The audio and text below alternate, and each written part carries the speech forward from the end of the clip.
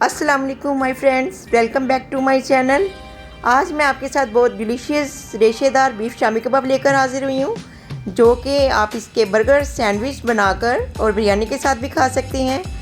अगर आप चाहते हैं कि आपके शामी कबाब इसी तरह बने तो मेरी रेसिपी को इसी तरह फॉलो करें और सारे काम छोड़कर मेरे साथ जुड़े रहें, क्योंकि ये झटपट बनने वाली रेसिपी है।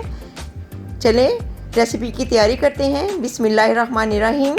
मैंने हाफ़ के जी बग़ैर हड्डी का गोश्त लिया बीफ का, और एक प्याली मैंने यानी कि एक पाव दाल मैंने चने की भिगोकर रख दी थी। अब और मैंने एक छोटे साइज़ का प्याज से रफली काट लिया है, और एक प्रेशर कुकर लेकर मैंने गोश्त को अच्छी तरह धोकर इसके अंदर ऐड कर लिया है। अब इसके अंदर मैंने जो तकरीबन 2 से 3 घंटे दाल भिगोई थी उसका पानी निकाल कर इसके अंदर ऐड कर दिया है, और जो मैंने एक प्याज रफली काटा था वो भी मैंने इसके अंदर ऐड कर दिया है। ये बहुत झटपट बनने वाली रेसिपी है, तो मेरे साथ जुड़े रहें और एंड तक देखें। अब इसके अंदर मैं लहसुन अदरक का पेस्ट डालूंगी। अगर आपके पास लहसुन अदरक छिला हुआ है तो साबुत भी डाल सकती हैं। मेरे पास पेस्ट था, मैंने पेस्ट डाल दिया है। तो 2 चम्मच मैंने इसके अंदर लहसुन अदरक का पेस्ट डाला है। अब इसके अंदर मैंने half tea spoon black pepper साबुत डाल ली है, और 1 टीस्पून इसके अंदर मैंने सफ़ेद ज़ीरा ऐड किया है, और 1 टीस्पून मैंने इसके अंदर खुश्क साबुत धनिया डाला है, 2 टीस्पून, और 1 टीस्पून इसके अंदर मैंने सौंफ ऐड की है। सौंफ से इसका जायका बहुत इन्हेंस होता है। और 6 से 8 अदद मैंने इसके अंदर लौंग ऐड किए हैं, और 2 बड़ी इलायची के दाने मैंने इसके मुंह खोल के इसके अंदर डाल दिए हैं ताकि इनका फ्लेवर अच्छे से आ सके। और इसी तरह मैंने 4 अदद छोटी इलायची की भी इसके अंदर ऐड की हैं, और 10 से 15 अदद मैंने साबुत गोल मिर्च ऐड की हैं। साबुत गोल मिर्च ऐड करने से आपके शामी कबाब बहुत लजीज और मज़ेदार बनेंगे। और 1 टीस्पून मैंने नमक इसके अंदर ऐड किया है, और तेज़पात मैंने 3 अदद इसके अंदर ऐड किए हैं। नमक अपने टेस्ट के मुताबिक ऐड करें, और 1 गिलास पानी का इसके अंदर मैंने ऐड कर लिया है। अब इन सबको मैं अच्छी तरह मिक्स करके प्रेशर कुकर में बनाऊँगी, इसलिए तो मैंने कहा ये झटपट बनेंगे क्योंकि मैं इसको प्रेशर कुकर में बना रही हूँ। तो अगर आप प्रेशर कुकर में बनाएंगे तो ये झटपट बन जाएंगे। और हाफ़ टी स्पून मैंने इसके अंदर हल्दी का ऐड कर दिया है। हल्दी का भी जायका इसके अंदर बहुत अच्छा आता है और कलर भी बहुत अच्छा लगता है। अब मैं प्रेशर कुकर बंद कर दिया है इसको पकने के लिए।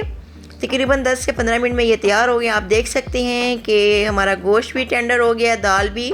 मैं आपको तोड़ के दिखाती हूँ, ये देखें गोश्त अच्छे तरीके से टेंडर हो गया है। अब मैं गोश्त को अलग कर दिया मैंने, और दाल को अलग कर दिया है। अब मैं गोश्त की जो बोटियाँ इनके मैं रेशे बना दूँगी फोक की मदद से। आप भी इसी तरह इजीली बना सकते हैं, क्योंकि ये हमारे रेशेदार शामी कबाब हैं तो बहुत टेस्टी बनेंगे।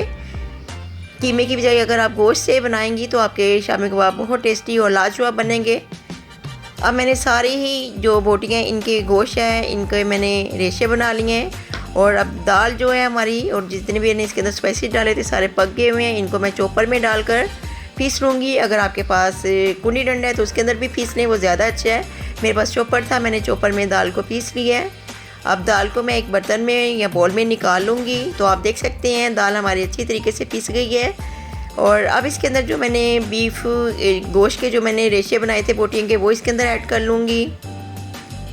देखिए कितना प्यारा इसका कलर आया है। सारे मसाले अच्छी तरीके से चॉपर में डालने से अच्छी तरीके से मिक्स हो गए हैं। अब मैं गोश्त की जो बोटियाँ थी मैंने रेशे बनाए थे उसके, वो भी इसके अंदर ऐड कर लूँगी। खुश्क हरा धनिया भी मैंने काट कर धोकर खुश्क कर लिया था, वो इसके अंदर डाला है। 3 से 4 अदद मैंने हरी मिर्चें भी काटी हुई इसके अंदर डाली, और थोड़ा सा पुदीना भी मैंने इसके अंदर ऐड किया है। पुदीना से भी इसका फ्लेवर बहुत अच्छा आता है। अब मैं इसके अंदर 1 अदद अंडा भी डाल दूँगी। ये अगर आपकी इसको स्किप करना चाहें तो स्किप कर सकते हैं। अब मैं हाथ की मदद से इसको अच्छी तरीके से मिक्स कर लूँगी ताकि सारे स्पाइसेस और ग्रीन मसाले आपस में अब मिलजुल जाएं, ताकि इनका अच्छा सा फ्लेवर आ जाए। तो जनाब हमारे शामी कबाब बन के तैयार हो गए हैं। मैंने इनको बना लिया है, बिल्कुल एक साइज़ के बने, मैंने अपने हाथों से इसको बनाए हैं। अब मैं 1 अदद अंडा लेकर इसको फेंटूँगी, अच्छे से बीट कर लूँगी। और एक मैंने फ्राई पैन लिया है, उसके अंदर मैंने थोड़ा सा ऑयल डाल लिया है। अब मैं शामी कबाब को अंडे के अंदर डिप कर फ्राई करके आपको दिखाती हूँ।